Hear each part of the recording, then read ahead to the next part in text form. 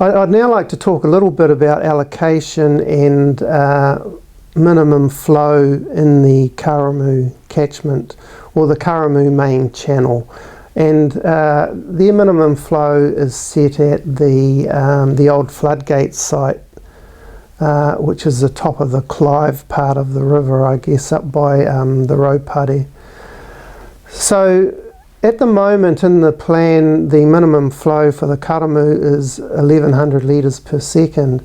But when you have a look at the awa, when it is that low, you'll find that it's moving very slowly, it's sluggish. And then you get further down the Karamū Clive, I guess, you'll find in certain times of the year there's a lot of weed growing there in the mud. So down at Clive the mud's quite deep. Council has plans to remove it, but I think it's not whether they remove it or not, and thinking about the cost of these things. A lot of that mud comes from off the land, so there's the chance to, because 1100 litres per second doesn't actually move that sediment, perhaps it's time to think of having a higher minimum flow on the Karamū. Minimum flows they're a funny thing in that they're set as a percentage of MALF. So MALF is mean annual low flow.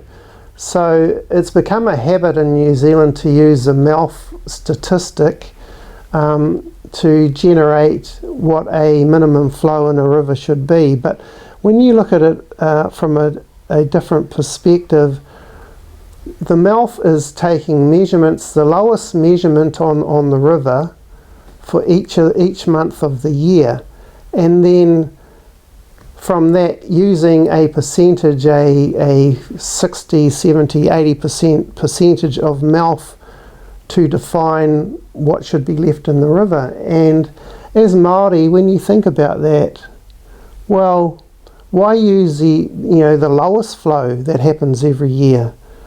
Perhaps we should look at using a different statistic rather than the MALF. The other thing that with minimum flows, the MALF is something that is taken from the whole year, from the whole 12 months of the year, and it's averaged out. Our rivers are under stress, I guess, mostly somewhere between November and April, usually in February and March, early April. That's when they're under the most stress.